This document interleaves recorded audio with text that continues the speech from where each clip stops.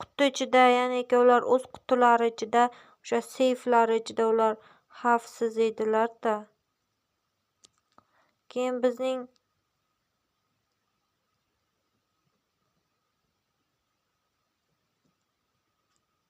tizimimiz uni xavfsiz deb hisoblagan.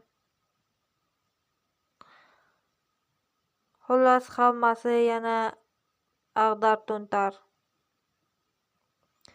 Biz uni atrofdagilari bilan umuman xavfsizlantirib, zararsizlantirib, uni yo'q qilib, atrofdagi narsalarga tarqab ketganlarni ham umuman bezarar, bexavf bo'lib qolgandan keyin men va do'stim Javohir yana biz bilan borgan bir necha olimlar qaytib kelishguncha bu yoqda o'sha bolalarda ham qizil toshmalar paydo bo'la boshlagan ekan.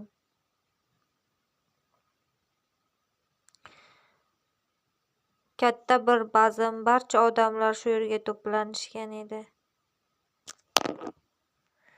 Haligi qizil toshmachalar paydo bo'la boshlagan bolalar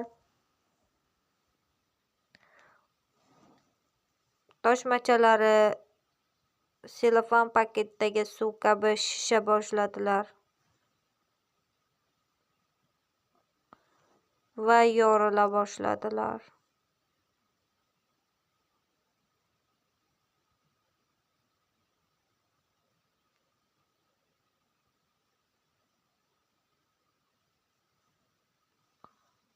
Va bir necha soniya ichida uning xususiyatlari yetib borgan barcha turli xil zombilarga aylana boshladilar.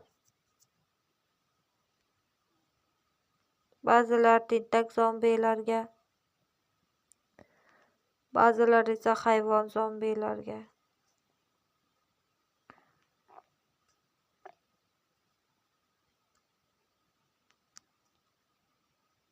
Biz barcha bilan kurashishimizga to'g'ri kelib qoldi. Men aytganimdek, men himoya kiyimida edim.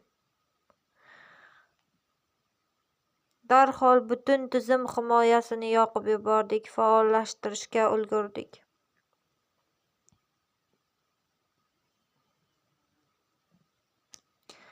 Kim qaysi tomonga qochgan kim qayoqqa yugurgan kim, o'lgan kim, tirilgan kim.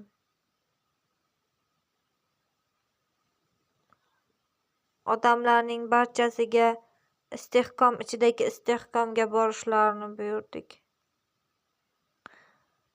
Maxsus bunker